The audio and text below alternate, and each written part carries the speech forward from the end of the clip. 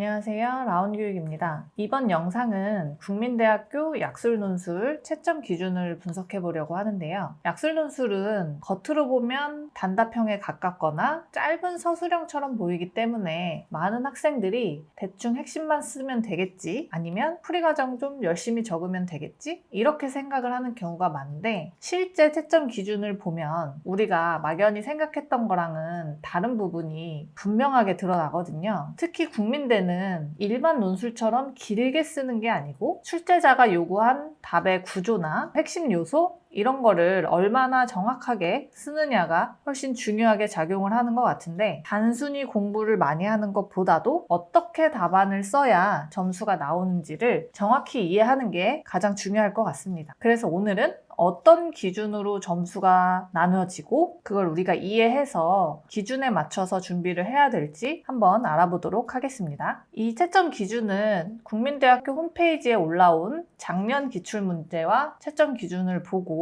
제가 정리를 한 건데, 몇 가지 특징이 좀 보였어요. 첫 번째는 수학을 보면 정답 중심 평가인 것 같아요. 풀이를 길게 쓰거나 어느 정도 접근이 맞았다고 해서 점수를 받는 게 아니라 그냥 맞으면 맞고 틀리면 틀렸다, 이렇게 지금 배점이 되고 있거든요. 그래서 지금 풀이 과정에는 배점이 없는 거고, 풀이 과정보다는 정확한 계산과 최종 답이 훨씬 중요합니다. 그리고 국어는 핵심 단어의 포함 여부가 좀 중요한 것 같은데요. 글자 수가 좀 나와 있기 때문에 글쓰기 시험처럼 보일 수는 있는데, 실제로는 제시문에서 요구하는 핵심 개념이나 정답 키워드를 정확히 담고 있는지가 중요해 보입니다. 아무리 문장을 자연스럽고 길게 잘 쓴다고 해도 핵심어가 빠지면 좋은 평가를 받기가 어렵고 답안 완성도에 따라 부분 감점이 되고 있어요. 세 번째는 국어 문제의 배점을 보니까 소수점 단위로 매우 세밀하게 구분을 해놨는데, 이 부분이 생각보다 좀 중요한 것 같아요. 한 문제 틀리면 끝이다, 이렇게 생각을 할 것 같기도 한데, 국어에서는 문항별로 조금씩 감점이 되거나 부분 점수가 반영이 될 수가 있어서 총점에서 미세하게 차이가 발생을 하거든요. 그리고 이 미세한 차이가 결국에 합격선 근처에서는 순위 차이로 이루어질 수가 있으니까 이것도 좀 중요하게 우리가 볼 부분인 것 같았어요. 그래서 정리를 한번 하면, 국민대 약술논술은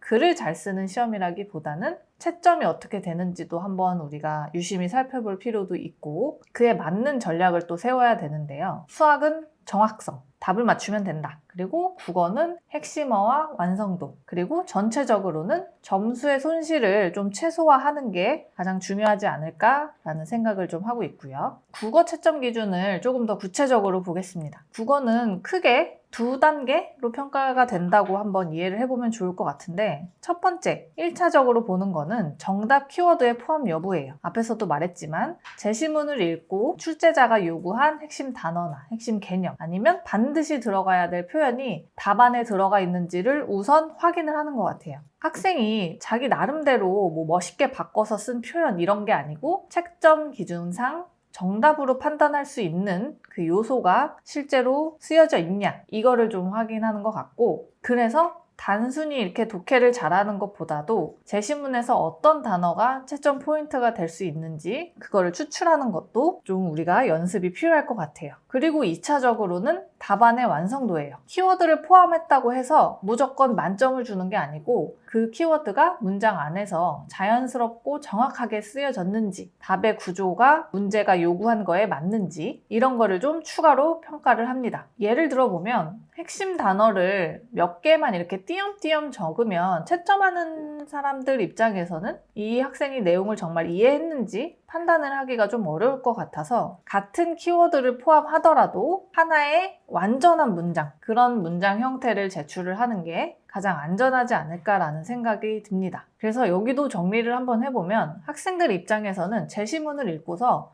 무슨 말인지 알겠어, 이런 수준에서는 멈추면 안 되고, 그 핵심을 채점 가능한 답안의 형태로 바꿔 써야 하는 게 포인트인 것 같아요. 그래서 문제를 풀고 나서 내가 이 답안의 핵심을 정확히 넣었나? 문장으로 완전하게 잘 썼는가? 이런 거를 점검하는 훈련이 좀 필요할 것 같고요. 수학을 한번 보면 채점 기준도 정답을 정확히 기입하면 2점, 여기도 정답 기입 1.2점, 정답 기입 4.8점 이렇게 돼요. 국민대는 풀이를 논리적으로 서술해도 추가 점수가 없고요. 부분 점수라는 게 수학 문항엔 없어요. 그냥 이렇게 배점으로 딱딱딱 나눠지는 거고 답이 맞으면 만점, 틀리면 0점 이렇게 몇 개 맞췄느냐로 결정이 되는 것 같아요. 일반적인 서술형 평가와는 조금 결이 다른 거죠. 논리적인 접근이나 풀이의 설명 자체가 추가 점수로 이어지는 게 아니고 그냥 최종 답이 맞았는지 아닌지만 확인을 하는 것 같습니다. 그럼 수학은 이렇게 되면 공부 방식도 조금 달라지긴 해야 돼요. 약술논술을 지원하는 학생들이 국민대 하나만 쓸 수도 있고 아니면 뭐 가천대나 다른 학교들을 이렇게 같이 지원을 할 수도 있는데 다른 학교들이랑은 좀 다른 건 맞죠, 수학이. 그러면 평소 연습하는 것처럼 풀이를 길고 정교하게 연습을 하는 게 아니고 국민대는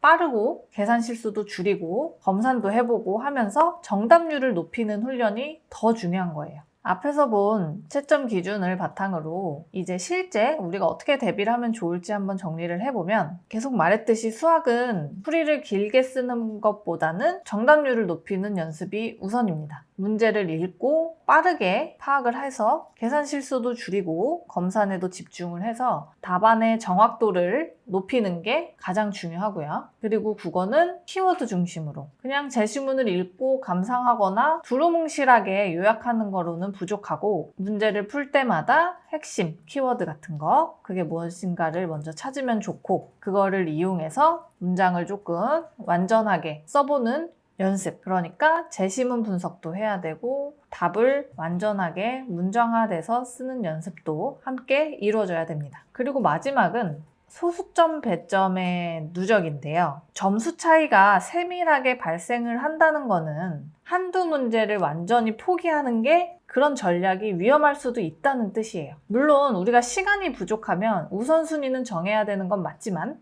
이 문제 아예 버리자. 이렇게 판단이 자꾸 되면 총점에서 생각보다 큰 손해가 있을 수가 있어요. 그래서 최대한 전체 문항을 다 풀어보는, 뭐라도 건드려보는 그런 생각을 가지고 조금이라도 점수를 확보하자. 이런 방향이 국민대는 맞는 것 같아요. 국민대는 열심히 썼다, 내가 뭔가를 많이 서술해서 잘 나왔다 보다는 채점 기준에 맞게 썼다가 더 중요하니까 내가 알고 있는 거를 다 보여주고 나와야지 이런 느낌보다는 내가 점수를 받을 수 있는 방식으로 답안을 제출하고 와야지 이렇게 생각을 하시면 좀 편할 것 같아요. 물론 국민대가 수능 최저가 2합 6이라서 학생들이 이거를 공부하고 준비하는데도 시간이 좀 많이 필요하겠지만 이 논술 시험으로만 본다면 그냥 막연히 우리가 아는 일반 논술이나 약술 논술이나 그런 게 아니고 기준이 분명한 시험이니까 그 기준을 우리가 준비하기 전에 미리 알고 이해를 하면 방향이